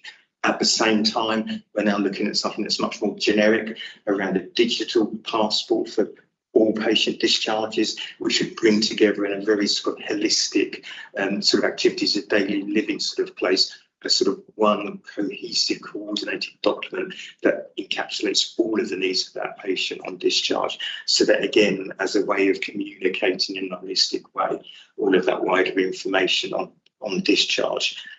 So I'll stop there, but hopefully I'm trying to reflect is that there is an awful lot of work around sort of pathway development services that is already doing a lot of the essence of what we're describing. Thank you both. And to me, it seemed as if you've addressed the concerns that were raised in the scrutiny, but I'll leave it for other members to give their views. Richard. Yeah, it's I think it's clear from the text here that you recognise that this is a problem in terms of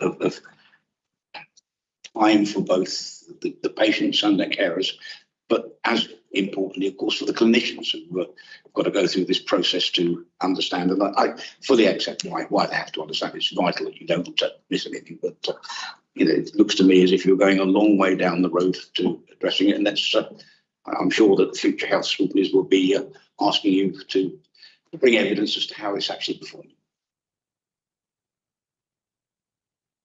Thank you, Richard. Sandy. Thank you. I think this is one of these cases where we've just got to take your word for it. I mean, I have, by the way, been a guest of you a couple of years ago, and I will say it was a completely superb experience. And I wrote afterwards to the chief exec to say what a superb experience it had been. So, I feel a sort of absolute warmth towards. You mean you were still alive when you came? I was still alive, and I think I was probably quite lucky, actually. And, it was a wonderful experience. However, my wife is currently going through stuff, and we are amazed at dependence on paper. And, you get a letter which arrives 2 days after the urgent appointment that you were supposed to have. Luckily, there's something called the telephone, and they're quite good at phoning. But you sit and think, God, there's WhatsApp. Why aren't we using modern communication methods? And I once upon a time worked for a company called BT, which was involved in the huge digitization of the NHS. And look where that ended. I mean, it cost an absolute fortune and ended up with a monster that didn't work. And so when you talk about merging systems, etc., I feel very uneasy. But I have to hope that actually you're on top of this and learned from previous catastrophic failures when people have tried to merge different systems and find that they don't actually talk to one another. And fingers crossed, you actually get it right, because it would be wonderful if we actually enter the 21st century in terms of our IT, and it would do so much, as you say, as Richard says, for clinicians, for patients, and presumably a huge money save potentially. You started so positively, Sandy, and now it's gone a little bit negative. But any comments on that? Yeah, if I could just respond to one of the points you made in there around the paperwork and the letters that your wife received, and then we recognise that is an area, and we've just gone live with a patient portal. So we're just trialling it on a number of specialties at the moment, but this is then done through portal with letter follow-up if required, but our primary channel would then go through the portal. We've also gone live with e-consent as well, so around surgery is that you would get a kind of a link to a portal for that consent piece as well. So that's an area definitely that we're progressing. Brilliant. And we have to believe. So this was definitely East North Herts Trust? Yes. Yes, okay. Sandy. No, sorry, thank you. As the recommendation being put, things that you put down there, you obviously recognise it's an issue, and you mentioned e-consent. My trust still doesn't have e-consent, but we have other things as well. And my only thing was comment, if you can make, I have no problem with recommendation. There's a long-term plan. It's going to take a long time to get there. The cost of electronic notes, when I found out from a couple of other places, it's quite extraordinary. My question is are you looking to bring in some new, and the cost implication, and or is it using what already is there to bring it in bespokely? The only reason I ask that is they're quite two different things. One obviously is better, but it's more expensive. The other one is you working within your system, but because it has its flaws in terms of integration. So currently we've got 2 electronic patient record systems, and our strategy has been to do an analysis of both of those systems, work out what's good and what's bad, and then make a decision on one. So we've now selected one of those incumbent suppliers, and we are building on that version with their new roadmap. So some of that is already in place. So we're not ripping everything out and starting again. We're building on what we've got. I mean, I would say that we are, 60% digitized, Roxana? Around about 60% of our processes are already digitized. So we would make those 60% more efficient and then replace the other 40% of paper onto the system. So it's kind of your second scenario, I think. Thank you. I've just noticed that Maureen Mackay, who actually chaired this scrutiny, has appeared back online. I don't know, Maureen, whether you wanted to add anything. Obviously, you've read all the recommendations, and there's been quite a lot of extra information given to us in the presentations, but whether you had any comments at all, or whether you'd be happy. I think I'm moving towards proposing that we accept the recommendations here. And from my colleagues, I'm getting the feeling that they're feeling the same way, just whether there's anything you'd like to add at all. You're on mute. You're on mute. Thank you. Nothing to add. I would accept all these put them forward. Okay, all these recommendations. Thank you. Thank you, and thank you for joining us. Thanks. So, is everybody happy to accept the recommendations, bearing in mind the additional information today? Thank you. Thank you all for attending and for the work you're doing and for addressing the concerns. Yes. Thank you. Last but not least. So we're now moving on to the ICB, and there were 3 recommendations here. So if there's any highlights that you'd like to give to the report. Obviously everybody's read the report, but if there's anything you want to draw out of that or anything additional. Thank you very much. I'll draw out a couple of bits. Just to start by introducing myself, I'm Michael Watson, the Chief of Staff for the Integrated Care Board. So I'm responsible for a number of teams within the Integrated Care Board, a lot of our governance and decision-making processes, and also currently responsible for drafting our medium-term financial and operational plan for the system, which, as you've heard from some colleagues, is no easy task. So just to introduce myself and our Chief Executive Officer, Jane Halpin, was hoping to join today, but unfortunately was unable to. So I'm here in her place. So apologies for that. Very conscious of the committee's time, so I don't want to, and we did provide, I think, across all 3 recommendations, a detailed update. So there's just a few bits that I will just expand on there very briefly. I think the first is in relation to integrated neighbourhood teams, and Kevin did a great job about talking about some of the detail. I would just flag 2 themes that come out of our work with integrated neighbourhood teams, which apply to a lot of our work as a system. The first is, and the clue is in the name, the focus on integrated services and integrated work across our organisations is a critical aspect of everything that we're doing, whether it's in acute providers, and we've heard some examples of it this morning, all the way through to primary care. Integration is our biggest priority as a system, because it is one of the ways that we can best manage some of the resource challenges that we have, is by making sure that we make the most of all of our resources by being as joined up as possible. And that obviously has a huge benefit to patients who are often confronted with a number of disparate services when they try to access healthcare. So that's the kind of first thing on integrated neighbourhood teams. And then the second, which is a theme really through all 3 of our responses, is one of our other priorities as a system is to use data more effectively to understand more about our residents and therefore be able to tailor our services to them. And you can see that in the update from the integrated neighbourhood teams, in that we have 4 in South and West Hertfordshire, and they are all looking at slightly or completely different things, and that is driven by what the data tells them about their populations, and that will be a theme of our work across all of our organisations and the ICB moving forward. So that's probably what I would say on integrated neighbourhood teams, but obviously happy to answer any questions on that. In relation to the recommendation on carers, we, I think, have made progress, and some of it is detailed in the report, on how we best identify carers, which is something very difficult to do, quite often because actually carers themselves don't identify themselves as carers, and also have that challenge of working within a lot of disparate organisations on the behalf of the person they're caring for, and therefore we're not so good at picking them up. So there's 2 things that we have done.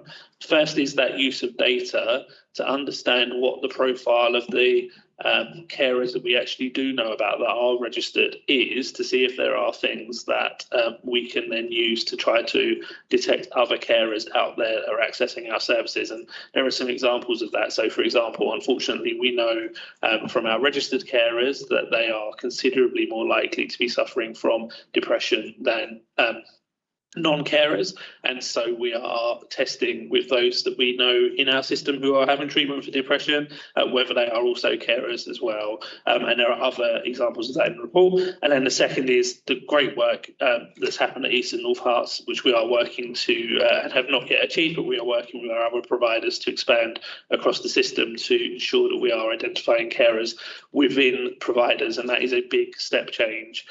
As our kind of submission outlines, historically, we have known that carers feel largely ignored when they visit and work with provider organisations, not just in our system, but in general. And I think East North Herts and Lister are leading the way in changing how we do that. And then the third recommendation relates to the paediatric children and young people or paediatric waiting list within our system. So I would have to say, as I said, I think when I spoke to the full scrutiny committee some months ago, that we need to acknowledge that our paediatric waiting lists are not acceptable within our system, or indeed within the whole NHS. Our waiting lists in general for services are not where we would want them to be, and there are some very good reasons for that, including, which I won't rehearse, but obviously including pandemic and demand post the pandemic. But we need to acknowledge that, and we should always acknowledge that we need to do better in terms of our waiting times. We talk about what the current picture is in our submission, but I think we didn't quite go into enough detail on what we are trying to do about it. So I'll just close by talking a little bit about what we're doing there, and then happy to answer any questions. So across Hertfordshire, we are doing a lot of work to make sure that within that waiting list, we are optimising it as much as possible. And what that basically means is ensuring that those that need treatment first get treatment first. So there's a common misconception about NHS waiting lists that you go on the waiting list and you wait your turn, but actually the common practice now is to always ensure that we're optimising the waiting list and prioritising within it, so that we make sure that no one who needs priority treatment is waiting longer than they need to. So that's the first thing, but that's not a solution to the fact that the waiting lists are too high overall. In this year, we have put a considerable amount of additional investment into South and West Herts, which has the longest list for a number of services, waits for a number of services, and that additional investment has enabled us to create specialist posts, and that has had some impact, but again will not resolve the problem. And then we've also increased capacity in children therapies and some other services as well. But in the medium to longer term, and hopefully starting next year, we are looking to put in place a new service model across the system, which is fully integrated, which has all of our organisations working together. That will have a number of facets to it, including an ADHD pre-screening service, which will help with those that are waiting for ADHD diagnosis, which is one of our biggest waits at the moment, and also a much more frequent use of multidisciplinary teams, which will free up consultant time to see people who are waiting on the list. So making sure that the right people are delivering the right care and at the right times, and a number of other aspects aside from that. I think, Chair, that's probably the areas that I wanted to cover across the 3 recommendations. I hope that was helpful, and happy to answer any questions. Yeah, very helpful. Thank you. Any questions or comments? Sandy? Answered one of my questions, which was I just was intrigued as to why the IMTs were pursuing such different focuses. I thought maybe that was a deliberate thing, but what you're saying, actually, it's bottom up, that they're looking at their own areas and saying, so in St Albans, it's obesity, I can't comment, and other places. But is there a reason? And West Herts for IMTs clearly getting up and going, and East and North Herts only one is even, and that's still embryonic, as Richard says to me beside me. So is there a reason for that lag in East and North Herts, and is that a matter of concern? So just to, there's a few points in there, and I'll just to cover the kind of point about the local prioritisation, because I just want to be really clear. So absolutely, our principle is bottom up. We follow the data and we do whatever works for a local population, as opposed to top down. We say something in Charterhouse in Welling, and then that is what's done everywhere. We definitely don't want to work in that way. But I do want to be clear, though, because I think it's very important that we make those choices within an overall framework, because what we can't have is completely random approaches that don't fit with our broader need to look at what we need across Hertfordshire and West Essex. So it's a bit of both. So it's very much bottom up, but it has to be, we know that we need to make people healthier. So it has to be a focus on prevention or health in that way, health prevention in that way. So that was the first point. I don't think it is an issue for concern that East and North Herts are further behind. I think there are two reasons for it. One is just, to be honest, sometimes these things do move quicker in some places than others. And I think South and West Herts had more of an infrastructure in place to build on, and we're already working in a closer way as integrated teams in primary care and with partners. And the second was that some of the South and West sites were the pilots for developing the integrated neighbourhood team approach, so naturally are further ahead. So it's not a cause for concern for us, and as Kevin said, there's a lot of work happening, but we would hope very soon that we will be in a position to be able to say that both are on parity in terms of how they're working together as INTs. Okay, thank you. Thank you. So are there any other comments on recommendation 1, or are we happy to agree that progress is being made? Thank you. So now moving on to recommendation 2. And again, the recommendation was that the committee would like to hear more about what has been done across the system to help prepare the population for this eventuality. So any comments on recommendation 2? Sunny. Sorry, just with regards to just overall, I've got to say, there's a whole lot of stuff going on, and I appreciate that. Although we like to have the recommendations, I think are worded quite correctly in saying just give us an indication of the timelines. But with recommendation 2, could you just specify exactly where the end of life model meets what I'm saying? Because I'm of the age of the Liverpool pathway, and I know we're not allowed to say that anymore. My colleagues may not know what that is. But there are lots of changes with that. And as you know, legislation, people are trying to get assisted dying and all that. But where in this exactly is that bit that we're trying to do? I might have missed it. I've read through it. I couldn't quite find it. So guys, when we talk about recommendation 2, we talk about the care recommendations. Yeah, basically that one. But the last line, the end of life model where difficult are held to develop, identifies a potential approach to frame such conversations. What I'm trying to find is this an actual plan for that, or is it already recognised and being delivered in another way? I think so. We have an end of life. We have an end of life plan. We're doing a lot of work as a system more broadly to think about how we can better support patients in the end of life, and as part of that is how we support how we identify and support carers within that. I would be happy to follow up with some more information on end of life specifically, because I'm not responsible for that particular aspect of our work. I know obviously about it, but not the best person. So I would be more than happy to send through a copy of the strategy if that'd be helpful. It is actually in here, but there's quite a long block of information, but under identification via acute hospitals, there's a paragraph in there before the acquired brain injury. I don't know whether that's enough information. I was looking at more along the lines of in community and end of life, but maybe I read that wrong. I appreciate you find that in hospital, but often patients, when identified that way, would then be moved either to respite care or other areas to have what we call dignified end of life treatment. And I was wondering whether that was what we were asking, not that, along that. But I'm happy to be corrected. Natalie, obviously I wasn't involved with. The committee were interested in general about what end of life provision was for carers.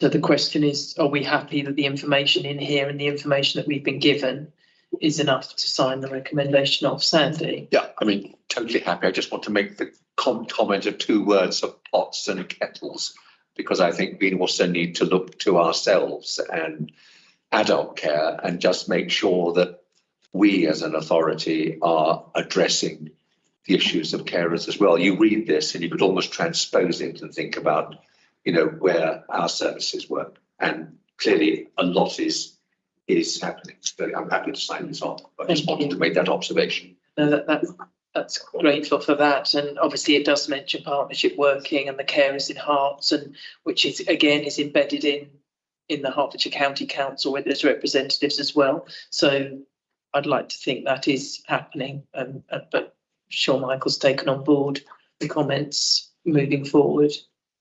Thank you. So are we all happy then to sign off? Agreed. Recommendation 2. So then the final recommendation was number 3. That was with regard to challenges to community paediatric waiting lists and whether you feel that enough's been explained. Yes. Just to give the context so that Michael isn't either held over coals on this one or asked additional information that he's not going to be able to provide upon.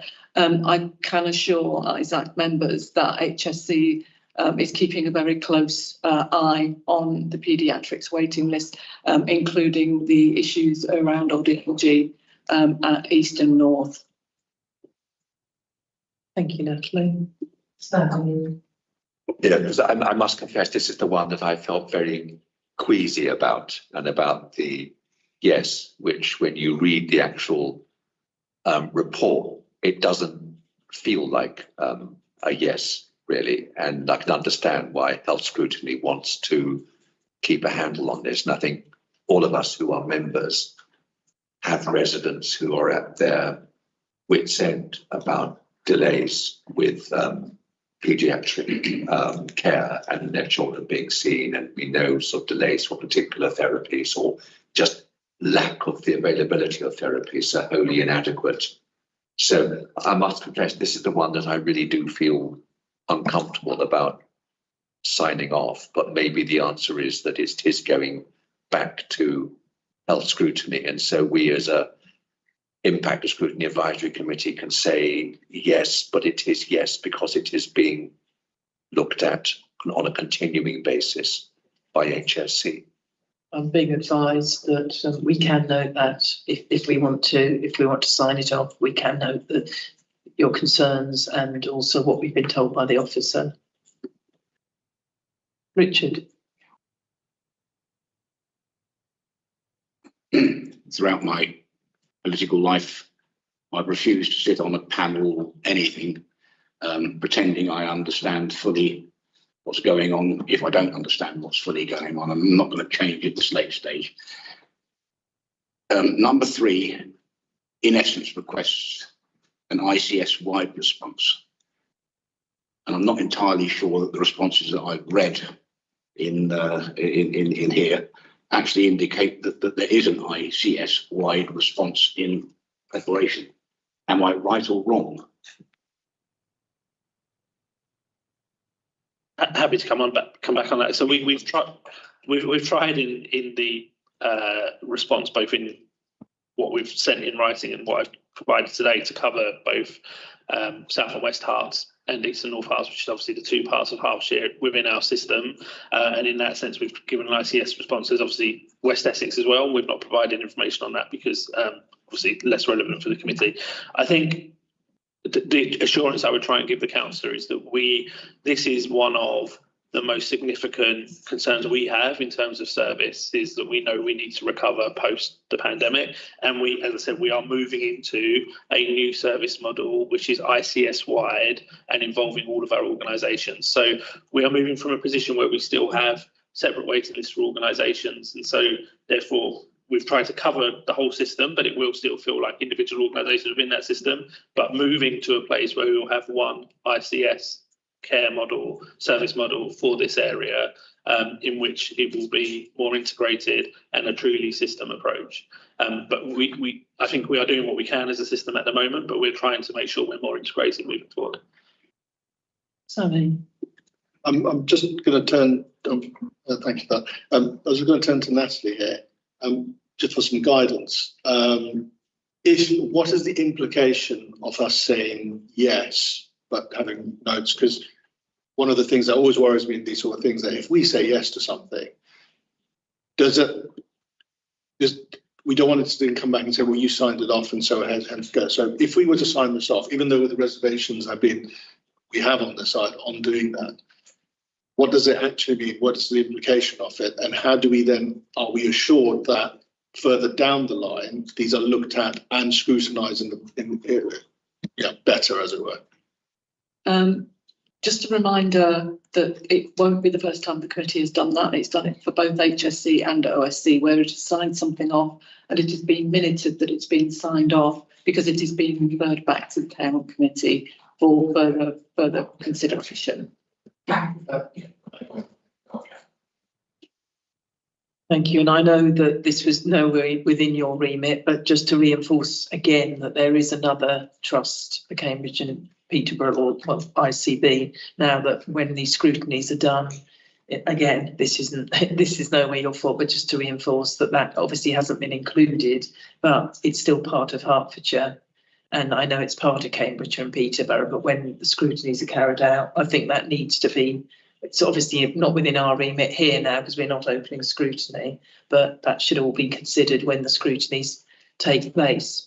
But I'm getting the feeling that everybody wants to sign this off, but not have the whole thing forgotten, and that we want it somewhere documented. And Natalie has given us a way forward on that. Yeah, with that assurance. Happy to sign off? Yes. Thank you. I mean, I'm satisfied that you've done a lot of work, Michael, to address all these issues. So thank you very much. Thank you. That's recommendations agreed as well. Thank you. We're now moving on to item 5, which is noting the work programme. Unless Natalie wishes to add. Okay. Just a couple of updates on the work programme. The first one I'm not going to bother with because you've already signed it off, so it's become redundant. It's that both the obesity and the HSAB, domestic abuse and dementia, will be picked up at the meetings in this committee's meetings in September. It's not noted on the tracker here, but it would, that just to give you the assurance that you will be seeing those in September. Thank you. Yes, of course, Sammy. As I sit on the committee and chaired the asset one, do I excuse myself one for the other, or I can just present it as it? You could probably turn to your esteemed member on your right, who has done both, and I think Richard has.